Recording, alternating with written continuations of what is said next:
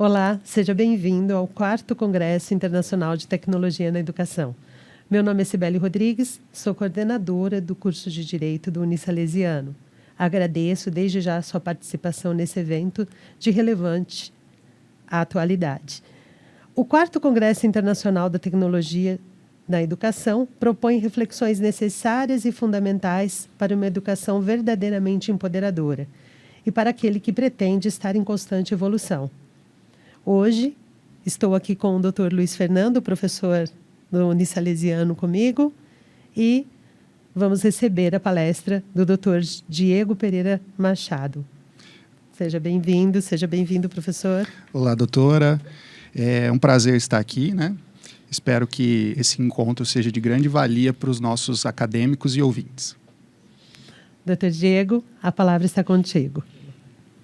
Olá, minha querida, tudo bem? Para mim é uma grande emoção estar falando com vocês, por ter sido já professor dessa instituição. Foi um dos melhores períodos da minha vida, eu fiz grandes amigos, aprendi, evolui muito. Eu tenho muita saudade da região. Para mim é uma grande honra contribuir, ainda que minimamente, contribuir com esse momento tão importante, né?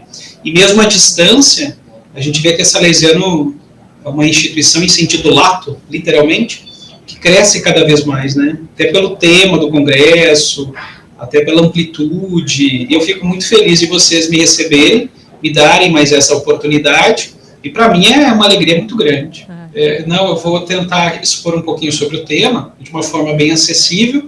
Queria estender já um abraço aí que eu não falei no começo, até me perdoe, ao Dr. Luiz Fernando. Vendo ele, até me enxerguei quando eu era jovem, comecei a dar aula aí na Salesiana. Pois é. Hoje eu não posso ter barba, porque senão ela fica branca. Doutor ainda barba, escurinha, bonitinha, né? Bons tempos. Mas eu fico muito feliz em reencontrá-los e falar ainda de um tema.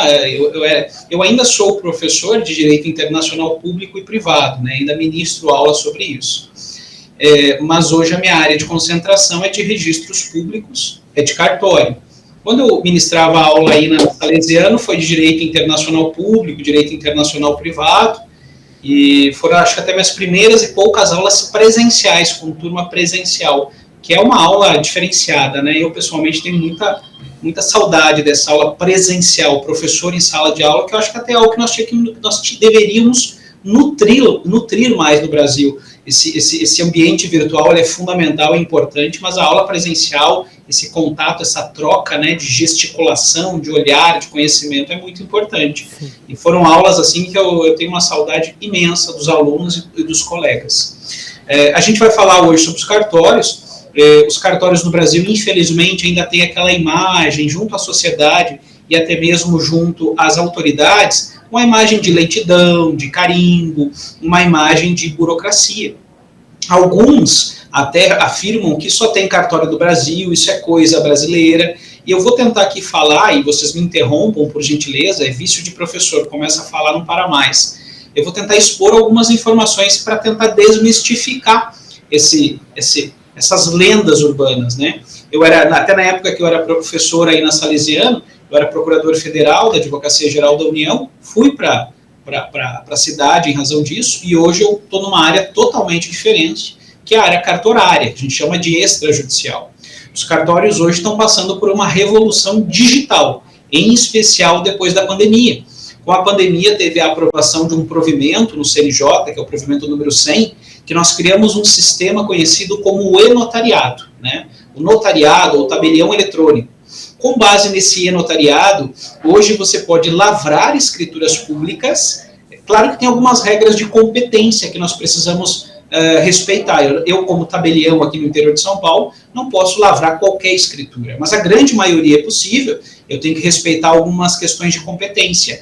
Mas muitas pessoas lavram escrituras e assinam à distância, por meio de certificado digital. É muito comum aqui no meu cartório nós lavrarmos escrituras, a pessoa está em Dubai, está na Espanha, está em Portugal, está nos Estados Unidos, né, até mesmo transferência e aquisição de imóveis. Hoje nós estamos passando por uma revolução digital significativa, reduzindo custos privados, reduzindo custos de transação, que a gente chama na economia, né? E isso é importante, que estimula a economia, reduz custo e emite sinais de positividade. Então os cartórios já estão passando por essa era digital há muito tempo. Aquele livro físico ainda existe, só que além do livro físico, nós temos um imenso rol de arquivos digitais, backup na nuvem, para fins de segurança. A amplitude também dos serviços, os serviços dos cartórios estão aumentando cada vez mais, né? Nós tivemos agora recentemente, questão de dias, a resolução 571 do CNJ, resolução 571 do CNJ, que inova e desjudicializa ainda mais. Agora, inventário, separação e divórcio com menores e incapazes, que não era possível antes, inclusive com o menor e incapaz, pode ser feito em cartório, com acompanhamento do Ministério Público, mas pode ser feito em cartório. Os inventários já eram feitos aqui, mas a gente não podia admitir menor ou incapaz. Hoje, isso é possível.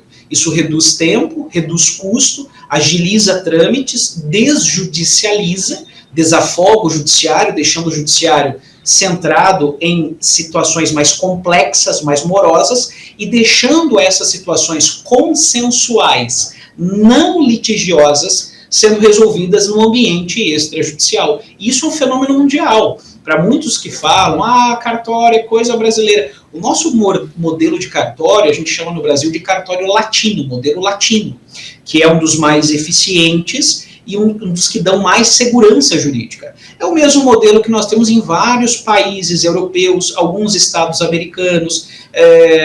Você acha notário em Portugal, você acha notário na Espanha, você acha registro de imóveis na Espanha, na Alemanha. O registro de imóveis na Alemanha é muito semelhante ao registro de imóveis no Brasil, ele até tem uma carga de segurança maior que o registro de imóveis brasileiro. O registro de imóveis também na Espanha é o mesmo modelo brasileiro.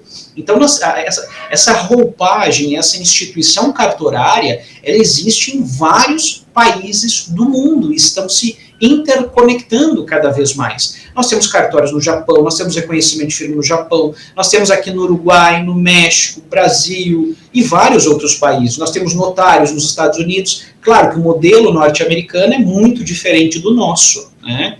Mas fato é que cartório, essa atividade extrajudicial que vem ganhando cada vez mais importância, ampliando as suas atividades, ela é uma realidade mundial. Por quê? Porque ela, infelizmente, eu falo infelizmente porque as pessoas muitas vezes não querem compreender, ela garante segurança jurídica e ela garante o que nós chamamos de segurança jurídica profilática, segurança jurídica preventiva. A gente evita o litígio, a gente reduz custo de imediato para que não haja futuramente processo. Hoje nós já temos uma importante função na prevenção e combate à lavagem de capitais, nós fazemos comunicações ao COAF de determinadas operações, isso de forma obrigatória. Então, nós fazemos a DOI, que é uma declaração que é enviada para a Receita Federal para evitar a sonegação de tributos. Então, os cartórios hoje têm uma atividade muito ampla e importante na economia. E o nosso modelo de cartório, ele é bem interessante, porque a seleção é por meio de concurso público.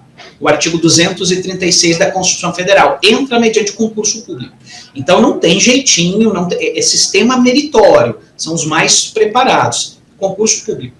Ele mantém a roupagem, mantém a figura de serviço público, mas a pessoa física aprovada no concurso público, ela pega todo o custo desse serviço público. Então, o Estado se mantém titular, se mantém a natureza de serviço público, mas a gestão é privada. Sendo assim, o Estado brasileiro não precisa manter a nossa luz, a nossa estrutura, o nosso aluguel, os funcionários é mediante CLT, e é tudo arcado pelo tabelião ou arcado pelo registrador.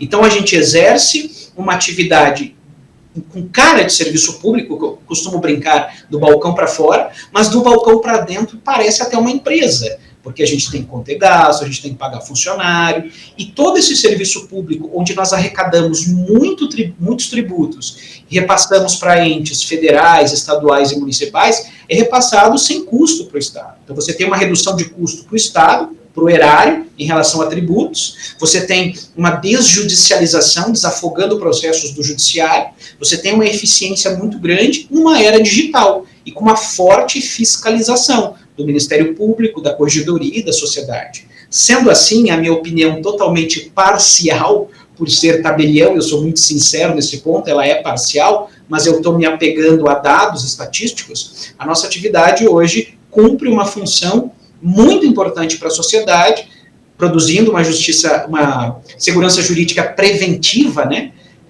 emitindo sinais importantes na economia, garantindo a circulação de riqueza e diminuindo esse serviço público que antes da Constituição de 88 era totalmente mantido pelo Estado, ele é mantido no setor privado, ele é mantido sem custo ao Estado. De forma muito resumida, essa é a minha introdução. Se deixar, eu continuo falando mais coisas. Então, mas é muito importante, né, para a celeridade de cada...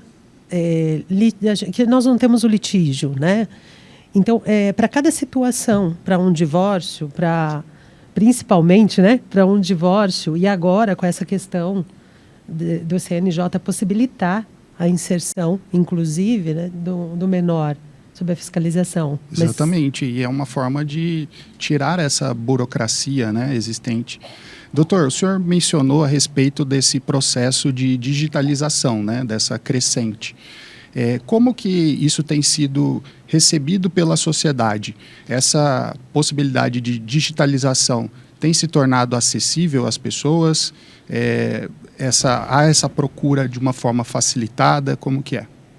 Essa questão da digitalização, ela é revolucionária. Acho que é a palavra que eu posso utilizar. Os cartórios já estavam se digitalizando antes da pandemia, tá? Antes de 2020, nós conhecemos a pandemia ela estourou, né, no começo de 2020, eu acho que foi por causa do vírus lá em Wuhan, na China. Ela foi declarada oficialmente, eu acho que em março ou fevereiro de 2020, pela Organização Mundial da Saúde. Mas ela veio de sopetão, né, pegou nós desprevenidos. Então, os cartórios já tinham serviços digitais, mas muita coisa precisava ser aperfeiçoada. Com a pandemia, as pessoas isoladas, elas não podiam parar de vender imóvel, de vender carro, de fazer transferência, de fazer emancipação, de divorciar, de separar. Sim. Ou seja, a vida das pessoas foi isolada repentinamente, mas elas não conseguiam ficar paradas. A vida financeira, né, a vida bancária, tudo deveria continuar. Sendo assim, os cartórios tiveram que se amoldar da noite para o dia. E foi criado um sistema que é conhecido como e-notariado. Vocês podem até ir no celular e baixar ele. Você baixa esse sistema do e-notariado, ele é um sistema criado para assinar e lavrar escrituras. E ele se popularizou. E esse programa brasileiro do e-notariado, essa assinatura de escrituras à distância, que revolucionou o serviço público brasileiro, revolucionou o serviço extrajudicial, ele foi tão bem sucedido que ele está mantido hoje de forma permanente, obviamente não foi extinto pelo fim da pandemia, e ele ganhou prêmios, até prêmios internacionais em outros países, na União Europeia, e serve hoje de modelo a vários outros países. Como é que funciona? A pessoa procura o cartório da sua cidade, vai fazer um certificado digital. Hoje você pode fazer qualquer certificado digital, tem várias empresas, nos Correios, na Caixa. Esse mesmo certificado digital que você faz, o advogado que você tem, você pode utilizar para assinar a escritura. Mas se você não tiver esse certificado digital próprio, você faz um certificado digital específico do e-notariado. Aí você tem que comparecer presencialmente no cartório da sua cidade, você faz esse certificado digital específico para assinar a escritura pública de forma gratuita, não tem custo esse certificado. Então você vai no cartório, dá a sua digital, dá o seu documento, cadastra aí na sua cidade. Ah, mas eu preciso assinar uma escritura lá em João Pessoa. Não tem problema. Você faz o certificado digital específico do e-notariado, só para lavrar a escritura, nasce no cartório da sua cidade, é gratuito, entra em contato com o cartório lá que você está lavrando a escritura, vai ser feito tudo digitalmente, o cartório manda a escritura, a minuta, você lê, concorda, vai ser feita uma videoconferência, como essa nossa aqui, uma videoconferência, e nessa videoconferência vai ser lida a escritura, tudo à distância, você concordou com a escritura, você vai pegar o seu certificado digital e assinar, né? É claro que para evitar uma competição predatória, que nós chamamos, essas escrituras à distância, né, virtuais, assinadas à distância, ela tem algumas regrinhas de competência, muito importantes, por sinal. Então, respeitando essas regrinhas de competência, você pode lavrar escrituras à distância sem colocar os pés no cartório, assinando com seu certificado digital, e aquela leitura que você faz perante o tabelionato, você faz como nós estamos fazendo aqui. É literalmente essa imagem. Eu vou ler a escritura para o senhor concorda, assina digitalmente e recebe o traslado, né? O o traslado e a cópia da escritura no e-mail. Então, isso poupa muito tempo, isso reduz custo, e a aceitação desse serviço no Brasil foi imediata e está crescendo cada vez mais. Está crescendo cada vez mais. Todos os tipos de escritura. É uma coisa assim que até nos pegou, nós ficamos surpresos pela aceitação e, como eu falei antes, gerou até prêmios internacionais para as associações de classes aqui no Brasil. Doutor, como funcionaria essa questão dessa limitação de competências, por exemplo? É um pouquinho complexo de explicar aqui, mas o que eu posso dizer? Eu tenho que levar em conta, por exemplo, o imóvel, tá?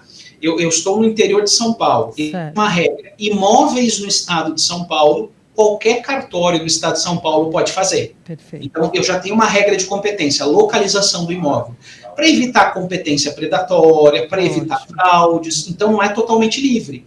Agora, se você for fazer uma escritura física, a grande maioria ainda é escritura física. O pessoal confia ainda no cartório, ele tem que falar com o tabelião, ele tem que sentir o papel, ele tem que assinar presencialmente. Isso é uma questão cultural no mundo e no Brasil, então a grande maioria das escrituras ainda é física, presencial. Ir no cartório, lendo e assinando. Essas escrituras físicas, presenciais, você pode lavrar em qualquer lugar do país. Você tá em Araçatuba, você quer vender um imóvel para uma pessoa de Araçatuba, você pode ir para São Paulo e Fortaleza fazer a sua escritura, se for fisicamente. Ou seja, a escolha do cartório de notas, ela é livre no Brasil. Entendi. Agora, se for uma escritura assinada digitalmente à distância, tem pequenos requisitos de competência que a gente tem que respeitar. Até para ter um pouquinho mais de controle, não ter uma competição predatória entre os cartórios e não gerar determinadas fraudes. Por que isso? E aqui eu aproveito o gancho, nós percebemos um aumento imenso de fraudes digitais depois da pandemia. Tentativa de fraude de documento, falsificação de assinatura, crimes digitais. Nós, por exemplo, hoje fazemos atas notariais, né, para constatar um fato. Ata notarial de ameaça, ata notarial de golpe na internet, ata notarial de tratativas no WhatsApp que não foram concluídas. É impressionante como teve um aumento muito grande de crimes digitais e de atas notariais que nós fazemos para até ameaças, né, problemas com casal, brigas de vizinho, aumentou muito depois da pandemia. Entendi. É muito interessante, né? Até mesmo essa questão da ata notarial, porque para comprovar, né, ali a página da internet, a troca de mensagens, enfim.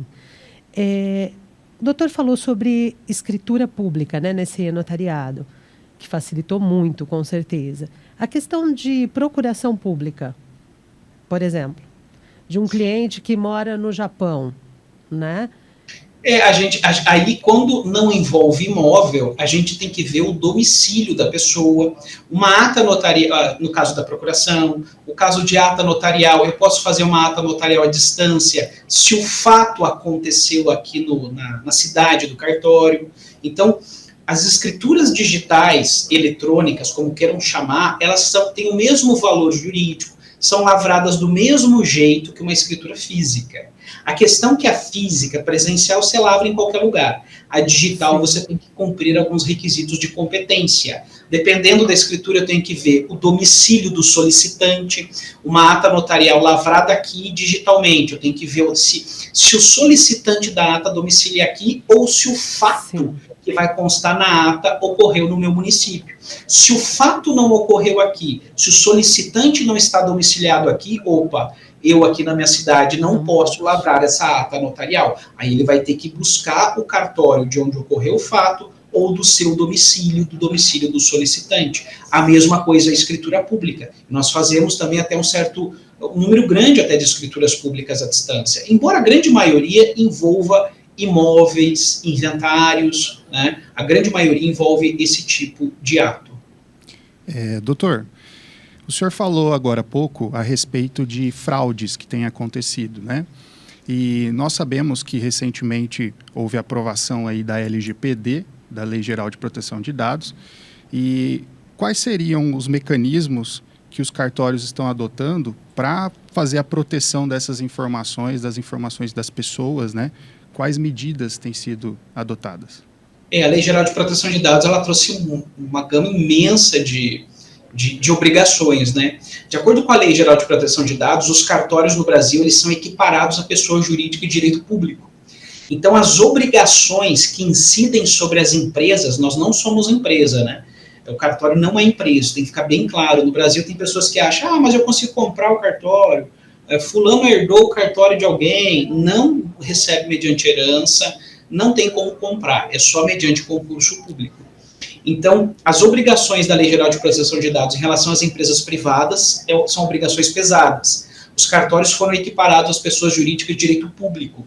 Isso diminuiu um pouquinho a carga da Lei Geral de Proteção de Dados. Mesmo assim, nós temos vários trâmites, tem que cuidar o repasse de informações por telefone, repasse de informações pelo WhatsApp, as comunicações que nós repassamos às centrais eletrônicas de dados, né? Que hoje você consegue solicitar uma certidão pela internet. Hoje você consegue pegar uma certidão de protesto pela internet.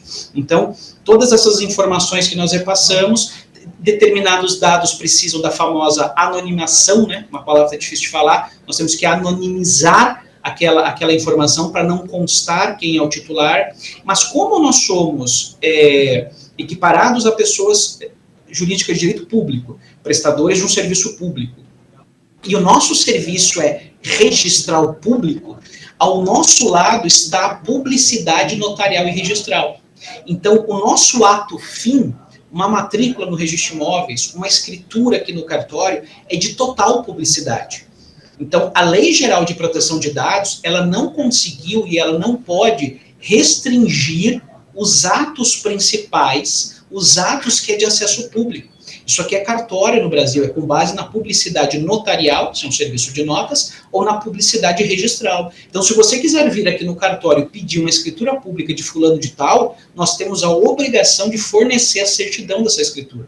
Nossa, mas tem todos os dados e a Lei Geral de Proteção de Dados. Nesse caso, ela não vai se aplicar, porque acima da Lei Geral de Proteção de Dados, nós temos a publicidade notarial e registral. Então, quer dizer que eu posso pedir a matrícula do seu imóvel pela internet? Pode, porque nós temos a publicidade registral, e ela tem mais, não digo mais força, em razão da especialidade, do peso que ela tem, ela não pode ser bloqueada pela Lei Geral de Proteção de Dados. Por isso que é importante a concentração de informações na matrícula, tem que constar se tem penhora ou não. Você vai comprar um imóvel, você consulta na matrícula se tem uma indisponibilidade, se tem penhora. Então, mas todas aquelas informações lá, extremamente invasivas sobre mim, meu CPF, meu RG, meu estado civil, o meu imóvel, aquilo lá não viola a Lei Geral de Proteção de Dados? Quer dizer que uma pessoa pode pedir a matrícula?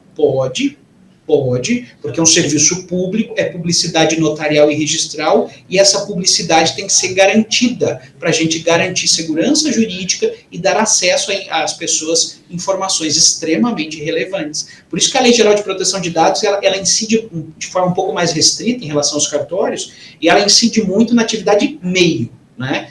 Quando eu recebo os documentos, eu vou analisar, eu vou qualificar, aí eu vou lavrar a escritura. Esses documentos meio, aqui, essa troca de informações, aquele RG, aquela certidão de casamento que ele me deu para lavrar a escritura, isso aqui é protegido pela Lei Geral de Proteção de Dados. Eu não posso sair distribuindo, nem o e-mail, nem o telefone. Mas depois que eu lavrei a escritura pública, aquela folha, aquele papel de escritura pública, aquilo tem publicidade notarial e qualquer pessoa pode ter acesso. Bacana. Quando o senhor falou sobre a nova resolução, né, do CNJ, e em relação à fiscalização do Ministério Público? Essa pergunta é bem interessante. A resolução, para mim, ela não está muito clara, né? Antes, quando teve a decisão do processo, divulgaram na internet, alguns ficaram debatendo, nossa, mas será que a gente manda antes ou manda depois? Agora, disponibilizar a publicação da resolução 571. Deixa eu só fazer um pequeno apanhado, um resumo.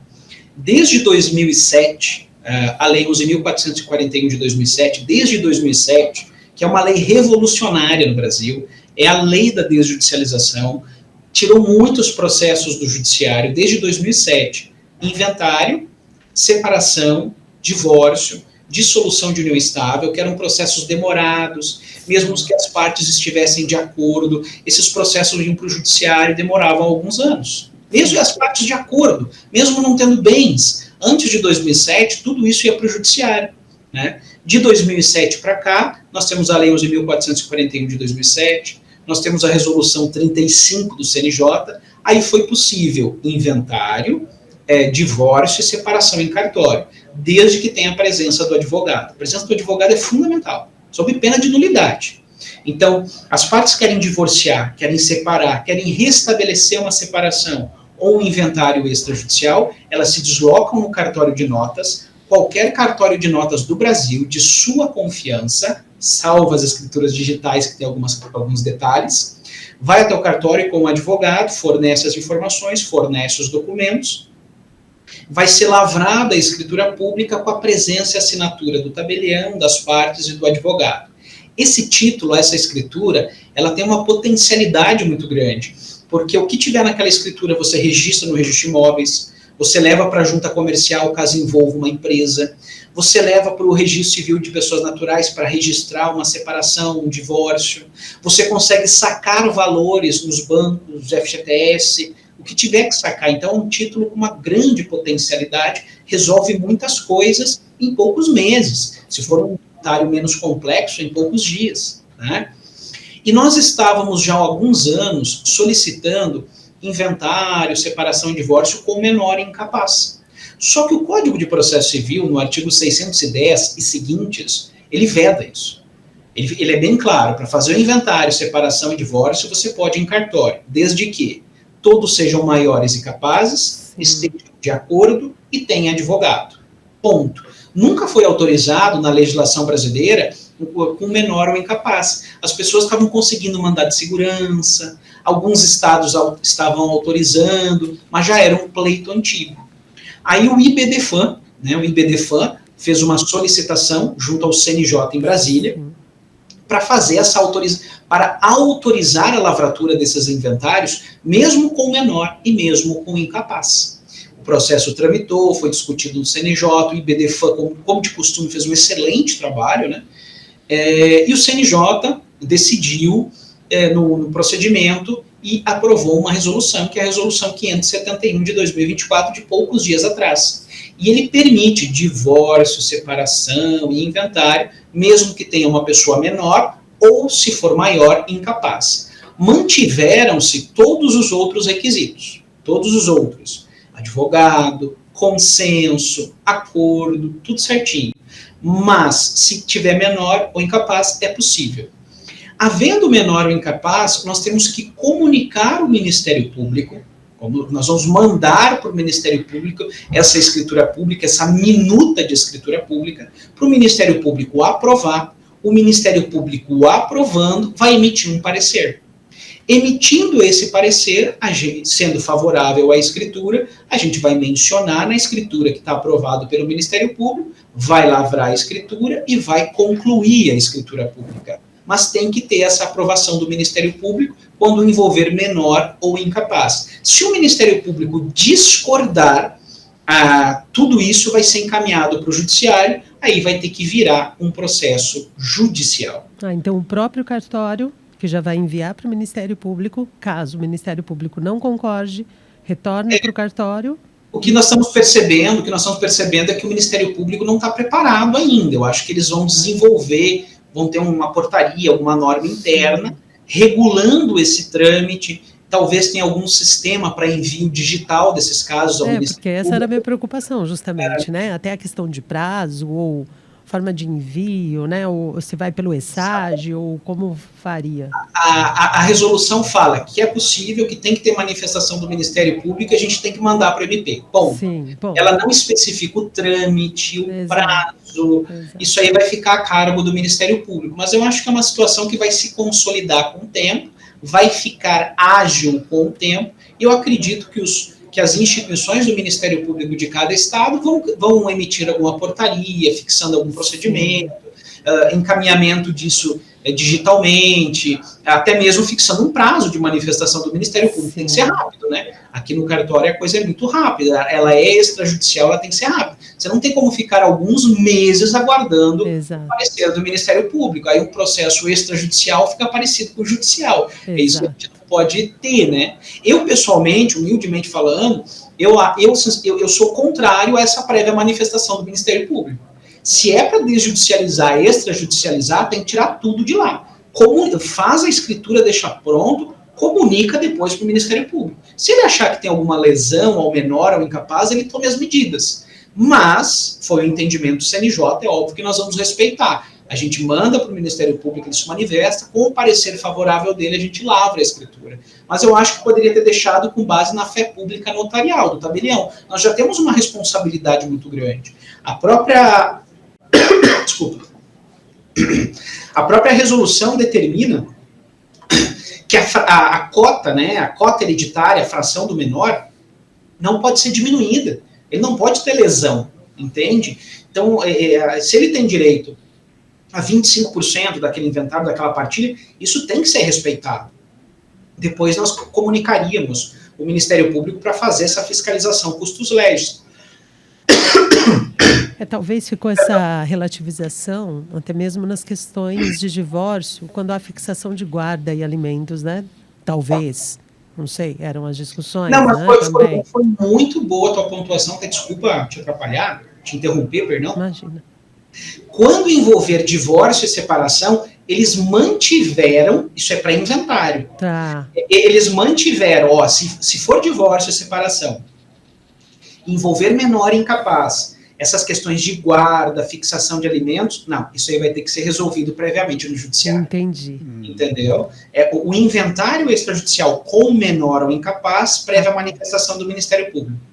Divórcio e separação, que tenha menor, envolva alimento, guarda, aí o buraco é mais embaixo. Aí a coisa é mais complexa. Aí vai ter que ser primeiro resolvido no judiciário, com esse acerto, a gente pode lavrar a escritura de divórcio ou separação.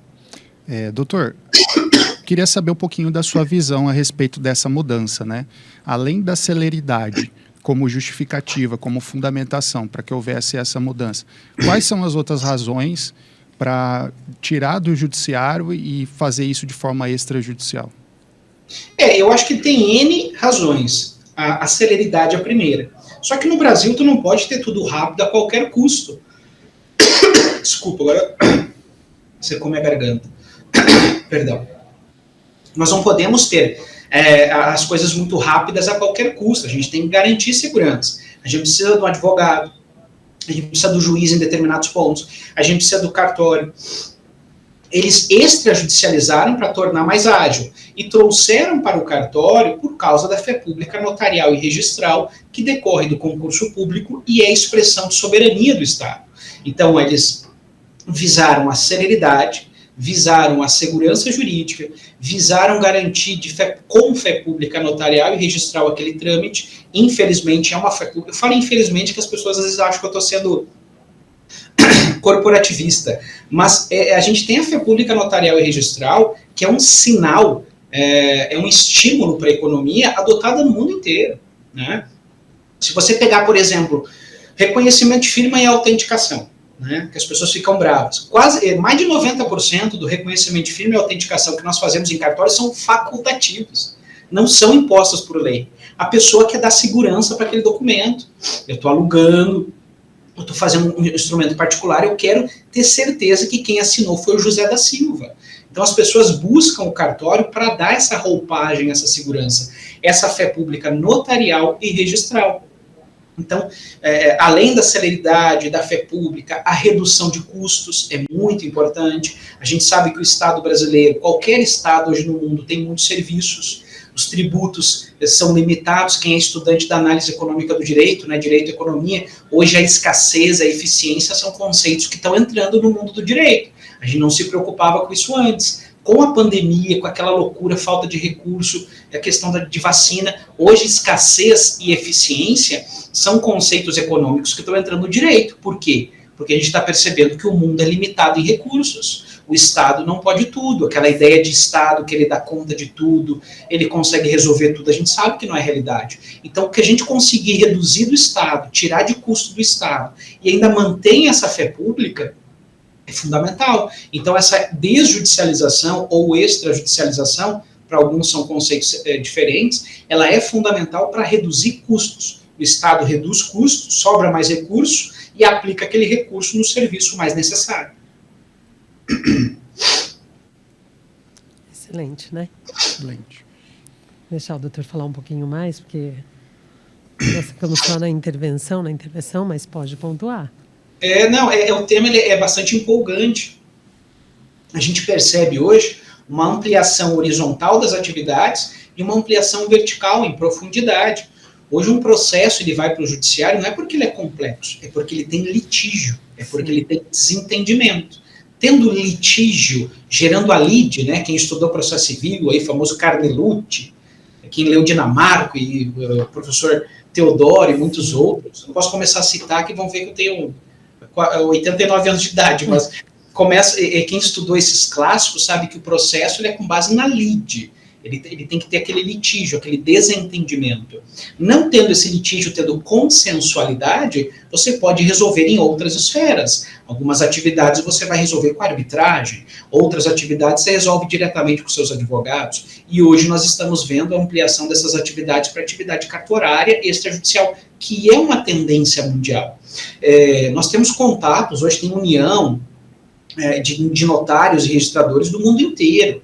E nós percebemos, nós já tivemos visitas, eu acho que foi em 2009, agora eu não sei ao certo ano, nós já tivemos visitas de comissão de juristas asiáticos que vieram no Brasil, foram até em cartórios em Porto Alegre, para pegar o modelo brasileiro de cartório e levar para o país deles.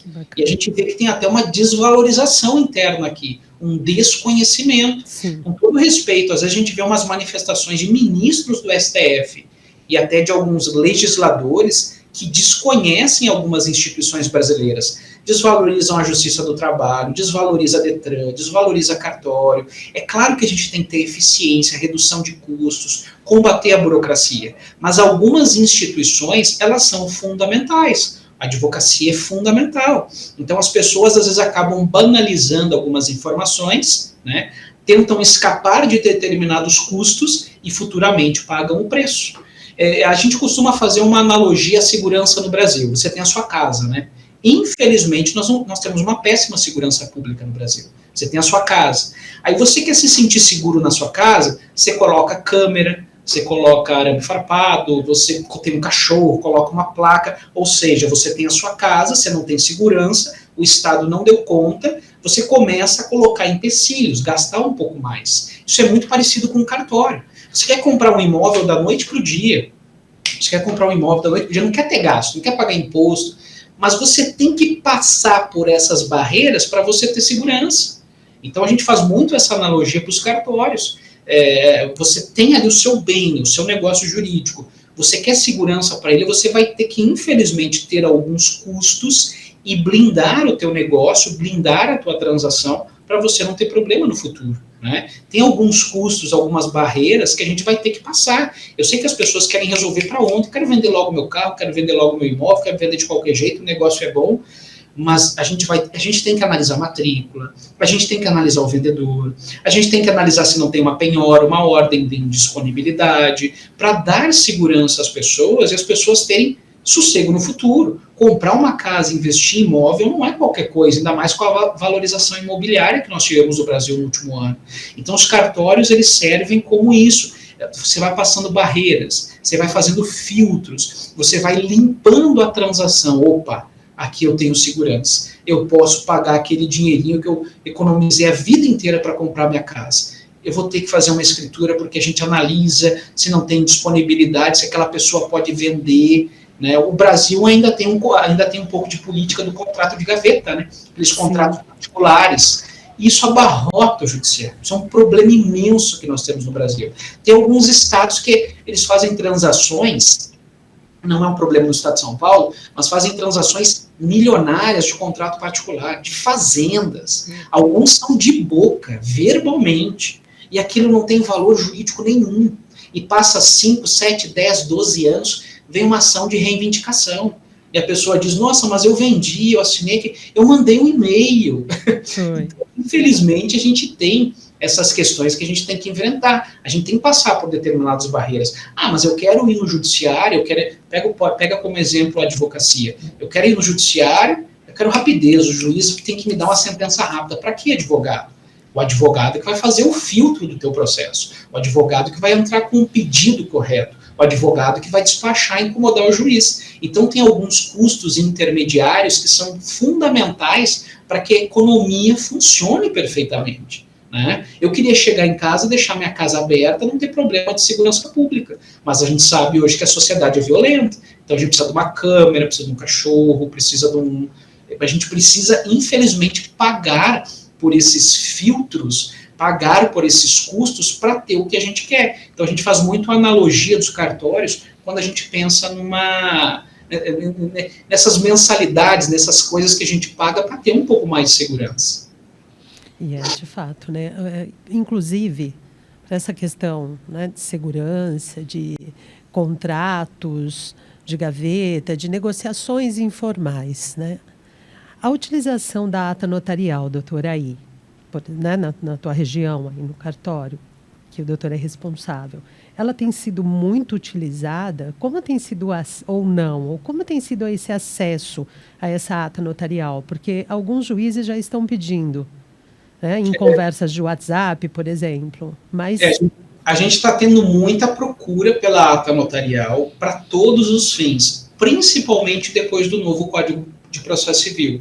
O novo Código de Processo Civil de 2015, né, parece que ele entrou em vigor em 2016, e de forma inédita, ele colocou a ata notarial como uma prova típica do processo civil. Exato. Isso é uma prova típica do processo civil, popularizou bastante. Então, a gente faz bastante ata notarial. A desvantagem da ata notarial, e eu sou muito sincero nesse ponto, em especial no estado de São Paulo, é que ela é cobrada por folha. Exato. É uma forma de cobrança estranha, cara. E ela não é acessível, né? Acaba que não se torna financeiramente acessível. Em outros estados é bem menor. Então, é uma forma de cobrança, com todo respeito, uma forma de cobrança burra. Porque você tem um fato, várias conversas lá para documentar, você paga Exato. Por folha. Então, acho que deveria ser revista essa forma de cobrança. Né? E acaba ficando um ato extremamente raro. E mesmo assim tem uma procura muito grande. Porque quando você pega um fato e documenta na ata, ele assume a fé pública notarial. Exato. Isso inverte o ônus da prova no processo. Exato. Isso gera um reflexo processual muito grande. Hoje nós estamos fazendo ata notarial de crimes, de ameaça, de conversa na internet, no WhatsApp, de crimes infantis, que é um caso bem delicado, questão de locação, às vezes, mas eu vou entregar um imóvel e fazer uma ata, é muito caro. Tudo bem, se o imóvel é pequeno, uma locação pequena, tudo bem.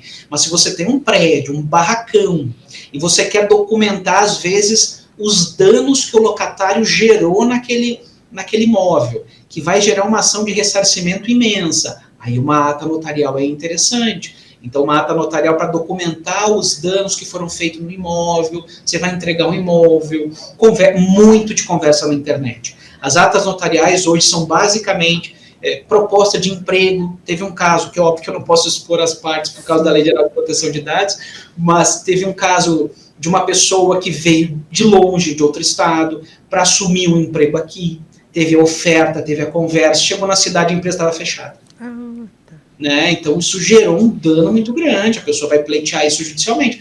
Foi feita uma ata para constar o lugar da empresa, que ela estava fechada, então isso gera inversão do ônus da prova. Você alegou, colocou na ata, aí a outra parte vai ter que reverter essa fé pública notarial. A utilização das atas hoje é diversificada. Nós temos hoje a ata notarial para fins de uso capião extrajudicial. Olha só. O capião extrajudicial é mais um caso que durava anos no cartório de registro de imóveis. Hoje você consegue a adjudicação compulsória no cartório de registro de imóveis e a uso capião extrajudicial no cartório de registro de imóveis. E você precisa de uma ata notarial para fazer esse pedido. Olha, muito interessante. Né? Eu acho que é um tema para muitos bate-papos, né? Com certeza. Só que o nosso tempo está acabando. Eu gostaria de agradecer ao doutor pela disponibilidade. ao doutor Luiz Fernando também. Nossa, os alunos ou aqueles que nos assistirem com certeza vão pedir mais. E principalmente, eu gostaria desde já convidar o doutor para um outro bate-papo a respeito desse concurso, né? Que os alunos, eles sempre focam magistratura, promotoria, né, professor? Ou advocacia, ou delegado. Mas a questão do cartório é um concurso excelente. Né? E você se nota que ele é muito difícil, né? Já se vê pelo doutor, que é inteligentíssimo e já é tabelião, porque ele sempre deixou muitos elogios aqui pelos alunos, né? Deixou muitas saudades, assim, por nossa parte, pelos alunos. Então, já quero deixar o convite em aberto para um novo bate-papo, para que a gente possa falar sobre essa questão do concurso para meninada. Não, seria uma grande honra. Realmente é um concurso que está crescendo cada vez mais. Eu era procurador, vim para a área cartorária, tenho vários colegas que eram juízes, promotores, delegados. Tem um colega meu que é registrador de imóveis no interior do Paraná, que era desembargador do Tribunal de Justiça do Estado de São Paulo. Né? Então, a gente está tendo uma procura muito grande. É uma atividade que vem se popularizando e é muito pouco trabalhada nas faculdades. Né? Na área cartorária, a gente trabalha com direito notarial e registral. Eu não tive direito notarial e registral. Eu não sabia absolutamente nada de direito notarial e registral. E como está aumentando o serviço, as atribuições, a procura cresce cada vez mais. E para mim seria uma honra a gente poder compartilhar essa nossa experiência nos concursos, que tem se tornado cada vez mais concorridos. Eu, por exemplo, dou aula em pós-graduação de direito notarial e registral, do desembargador de IP de São Paulo, em alguns cursos preparatórios também para registros públicos, e a gente percebe que o interesse tem aumentado. E muita gente de outras áreas. Juiz do trabalho, tem um colega juiz federal que estava em Belo Horizonte, agora está no interior de Mato Grosso do Sul. Então, tem muito essa procura, né, esse trânsito de pessoas, porque é uma atividade que vem crescendo cada vez mais. E o que me chamou mais atenção, além dos brilhantes conhecimentos do doutor, foi a sua didática, a sua explicação muito clara, muito objetiva, né? E facilitou muito a compreensão a respeito do tema, né, doutor? Com certeza. Eu aprendi isso na Salesiana, uma das minhas mentoras, a doutora Cibele e muitos outros. Eu aprendi com eles. Eles me deram aula e me ensinaram a falar minimamente compreensível. Aprendi e era tudo. É nada. Doutor, muito, muito, muito obrigada. Então, pessoal, já vou deixar anotado aqui para o próximo bate-papo a respeito de concurso público, né, para notariado. Nós, do Salesiano, agradecemos a sua participação. Obrigada, doutor. Muito obrigado. Obrigada.